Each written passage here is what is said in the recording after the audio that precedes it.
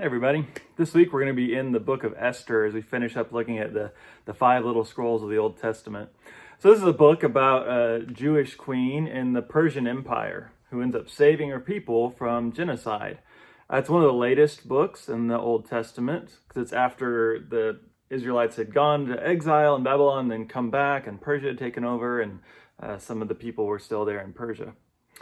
But as we think about this book in general today and introduce it, I want to focus on two questions of really kind of two big questions we're always talking about of how the Bible works and how God works. One of the things we see in this book is a lot of exaggeration and extreme reactions. There's so many aspects of the story of Esther that are just over the top. The king at the beginning throws a banquet that lasts for 187 days. They have these laws that they say they can't ever revoke, which there's no historical basis for that found anywhere else. One guy, Haman, is so angry at one particular Jew, he creates a plot to kill every Jew. And part of that involves building this gallows that is 75 feet high, right? It's all just kind of ridiculous. It almost seems silly, but it makes for a good story, adds excitement and humor. And I think we can accept it as that these are storytelling devices and not have to focus on them as being literal historical details.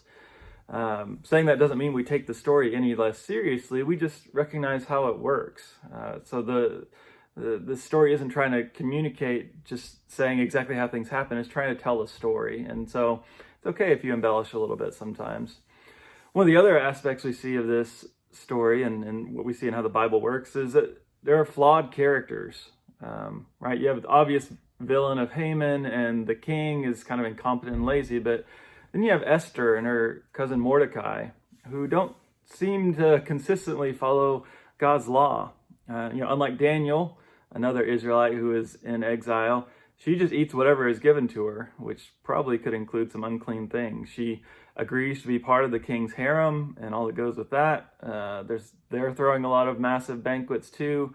And then at the end of the story, there's this massive violence against their enemies.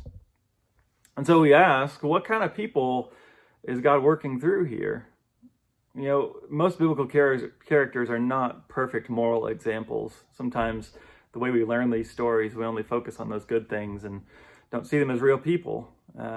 You don't have to assume that all the behavior is condoned by God, and we want to imitate where they're faithful, but that may not include everything. But I think that's a good sign that we can trust God can work through us too, since I'm pretty sure all of us are a little flawed. And speaking of God and how God works in this book, one of the unique characteristics of Esther is that God is never mentioned by name in the entire book. And so the big question is, well, does that mean that God's not working? One of the other aspects of the book is a lot of coincidence and reversal and kind of dramatic irony, right? Plans will backfire. The Jewish people are unexpectedly blessed. And I think we're meant to read that as God acting providentially behind the scenes. So God is present, but maybe not in the way we expect. And that's helpful for us too, right? How do we expect God to work today? I think the book of Esther can give us some good clues.